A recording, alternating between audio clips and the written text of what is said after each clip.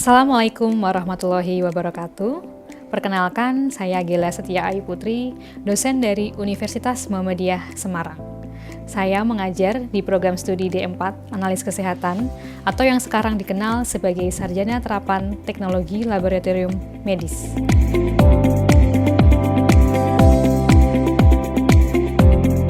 Kali ini saya akan memaparkan salah satu mata kuliah yang saya ampu, yaitu Praktikum Hematologi 3. Mata kuliah ini merupakan mata kuliah keahlian dalam bidang analisis darah yang mempelajari tentang maturasi sel dalam hematopoiesis, sel-sel abnormal, dan juga identifikasi sel pada sediaan hapus darah tepi untuk penegakan diagnosis penyakit yang berkaitan dengan kelainan darah.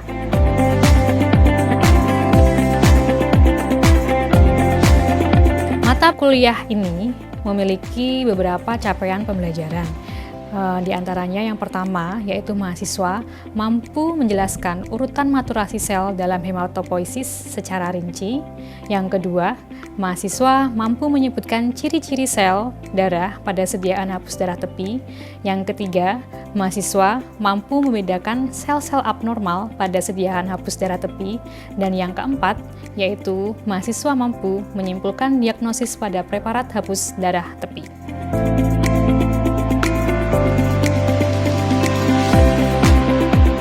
Dalam proses pembelajaran, perkuliahan ini telah menggunakan pendekatan DIA, yaitu Delivery, Interaction, dan Assessment.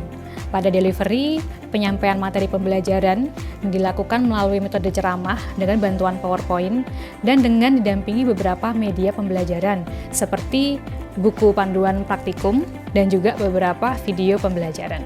Dan untuk interaksi di kelas dibangun melalui forum diskusi dan juga pada saat kegiatan praktikum berlangsung. Sedangkan untuk asesmen, penilaian dilakukan melalui responsi, kuis, dan juga ujian akhir semester.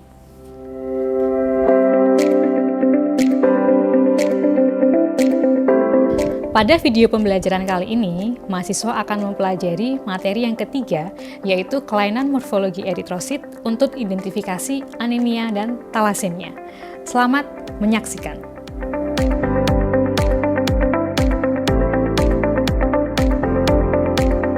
Selamat siang, kita ketemu lagi ya di Praktikum Hematologi 3. Sebelum mulai kelas, kita doa bersama terlebih dahulu, dan nanti saya akan cek presensi ya. Yuk, silahkan. Salah satu mimpin doa.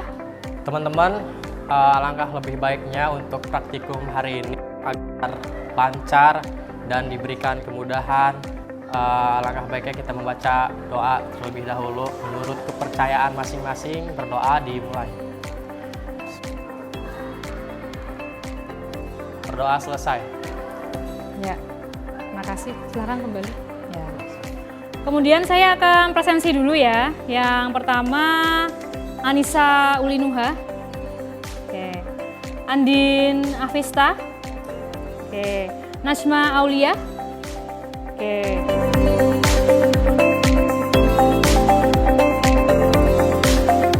hari ini kita akan praktikum mengenai kelainan morfologi eritrosit untuk identifikasi anemia dan talasemia. Kalian pasti sudah sering dengar ya, anemia dan talasemia. Namun sebelum itu kita akan persepsi dulu, kita akan review dulu pertemuan sebelumnya. Kita kemarin sudah membahas tentang hematopoiesis. Nah, kemarin coba kita sudah ada banyak maturasi ya. Ada apa aja coba? Eritropoiesis, terus kemudian ada apa lagi? Granulopoiesis, monopoiesis, limfopoiesis.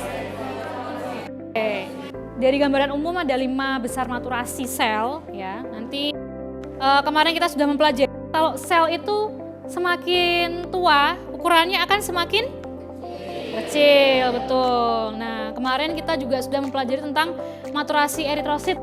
Kenapa kok di talasemia dan anemia itu perlu di kelainan morfologi sel darah merahnya ya?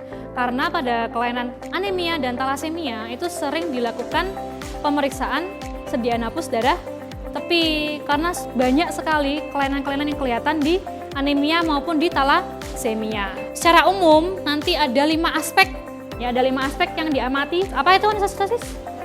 Kelainan ukuran, poikilostosis, kelainan bentuk. Kemudian ada kelainan warna, kelainan benda eksklusi, dan juga kelainan formasi eritrosit. Tuh. Nah, yang pertama kita akan membahas tentang anisositosis ya. Jadi kalau ukuran normal eritrosit itu adalah 6,1 sampai 9,6 mikron.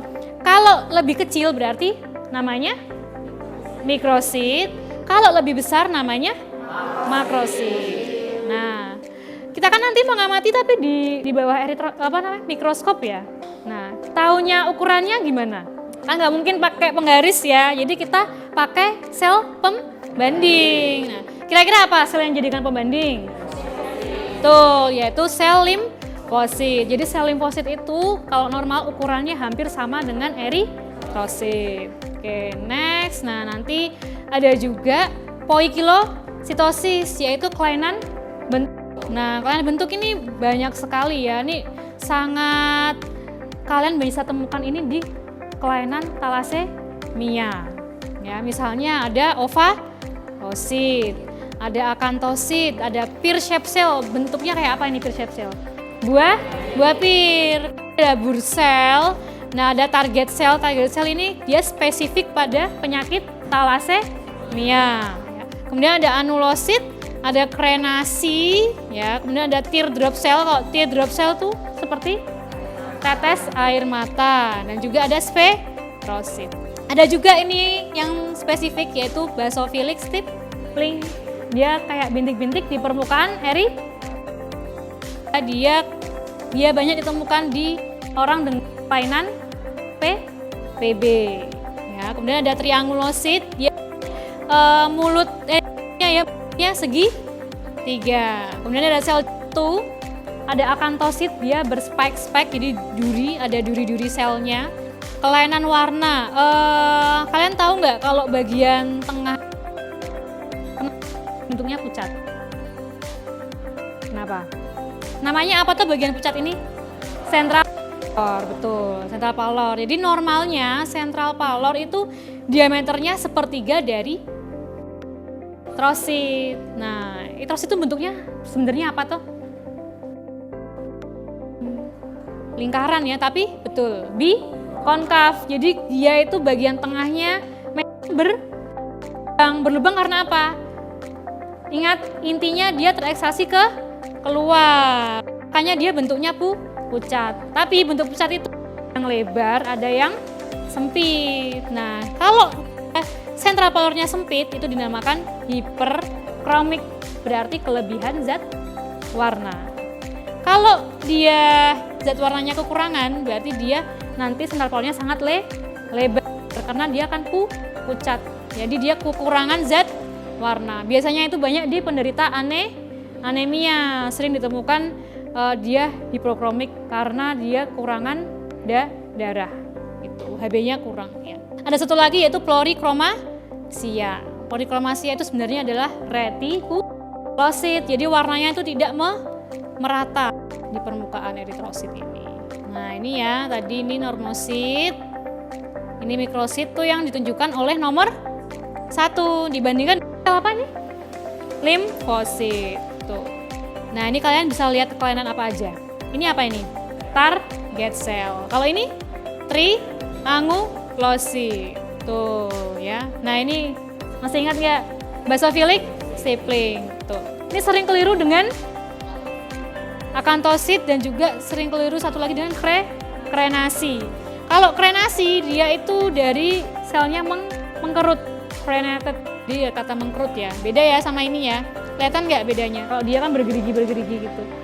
Ini cincin cebet. Sel eritrosit selmu muda. Nah, ini bisa ditemukan juga. Nah, ini ada Howell Jolly bodies. Nah, ini ada Pappenheimer, ada sel sabit. Nah, ini.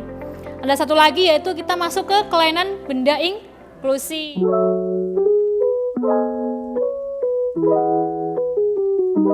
Oke, silahkan kalau ada yang bertanya. Saya Bu. Oke, silahkan Mbak Eni. Bagaimana penanganan darah dengan autoagglutinasi itu? Oke, jadi kalian mau kalau cek di analyzer juga pasti nanti nggak kebaca. Nah, gimana tuh penanganannya? Ya, kira-kira ada yang tahu nggak?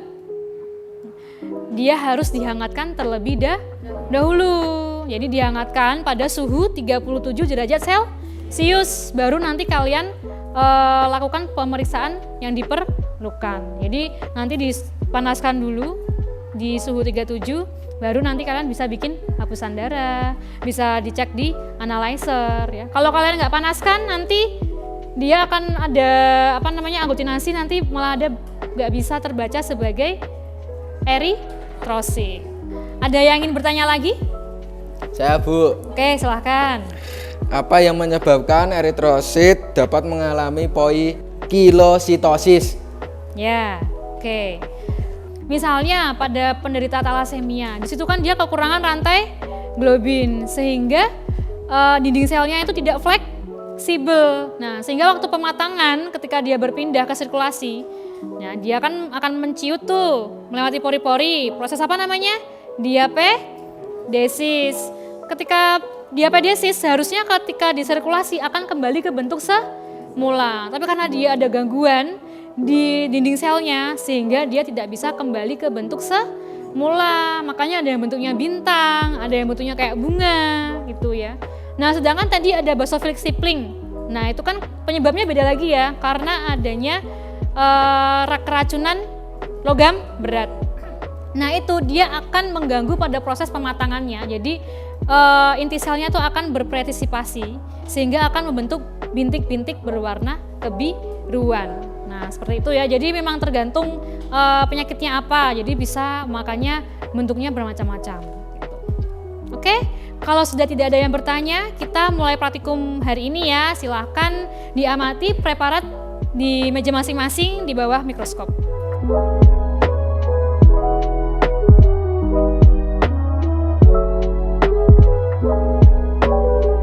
Nanti yang pertama-tama kalian bersihkan dulu preparatnya ya, dibersihkan dulu. Pastikan sudah tidak ada bekas-bekas minyak mercy. Ini sudah ada objek gelasnya jadi aman ya. Kemudian nanti silakan diamati, dicari zona bacanya. Di zona berapa? 4 dan 5. Nah, seperti ini kira-kira coba dilihat dulu eritrositnya. Nah, kalau sudah nanti silakan diberi teteskan minyak mercy, kemudian baru diputar ke perbesaran 100 kali. Betul. Nanti ada target cell, ada mikrosit, makrosit. Nah, silakan kalian nanti amati dan gambar. Nanti diberi keterangan. Nanti kalau sudah ketemu zona bacanya, kalian bisa tunjuk tangan dulu biar dicek dulu betul atau tidak. Itu ya, silahkan.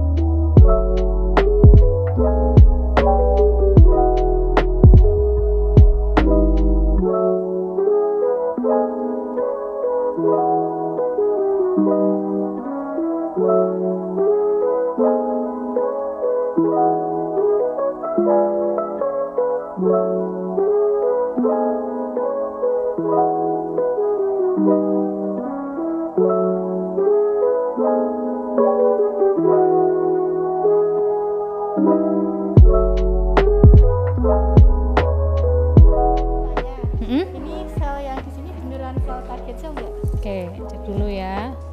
Oke. Yang dipanah ya? Iya. Ya, betul. Itu sel target sel. Ini yang ini ya, sesuai yang ini. Ini bisa kamu gambar dia spesifik pada apa? Anemia. Hasilnya. Ya, coba digambar dulu ya, hasilnya. Yang di bagian mana ini? Arah jam 12 Bu, paling atas. Betul. Ini ada target sel juga, ada ini ya. Ini bisa kamu gambar, nanti diberi keterangan. Baik Ibu. Ya.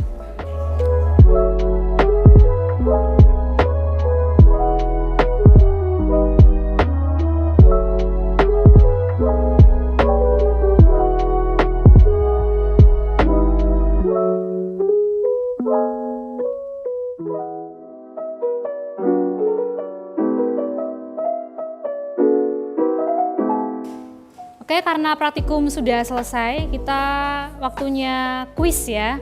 Silahkan kalian join sesuai kode ya. Formatnya nama dengan NIM.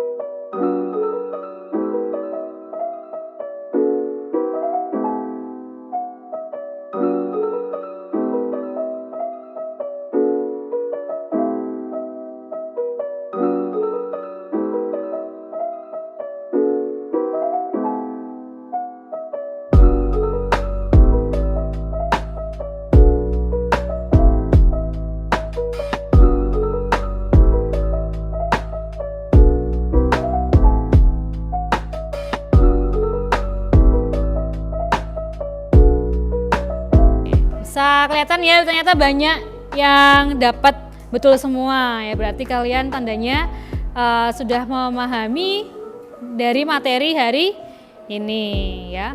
Karena kita sudah praktikum, sudah pemaparan materi. Nah, kita sekarang sampai di penutupan kelas ya. Kita evaluasi dulu pertemuan hari ini. Tadi kalian sudah ketemu apa aja di preparat thalassemia dan anemia? Target sel, terus ketemu apa lagi? Sel bur, akantosit, itu kan masih poikilo. Kalau anisositosis ketemu nggak? Mikrosit, makrosit? Ketemu. Banyaknya makro apa mikro? Makro dan mikro sama-sama banyak. Oke. Kemudian tadi kelainan inklusi ada yang ketemu basofilik sibling? Ada. Nah, kemudian di kelainan formasi apakah ada yang menemukan autoaglutinasi? Ada. Oh, ada. Kalau satunya kelainan formasi eritrosit? Ketemu? Ketemu. Oke, tadi sudah 5 aspek yang kita pelajari ya. Semoga pertemuan hari ini bisa kalian ingat-ingat terus. Next ke pertemuan berikutnya. Sudah tahu belum materinya apa? Ya. Besok kita akan mempelajari tentang leukemia. Ini tidak boleh dilupakan ya. Oke. Sekian pertemuan kita hari ini, semoga bermanfaat. Terima kasih. Wassalamualaikum warahmatullahi wabarakatuh.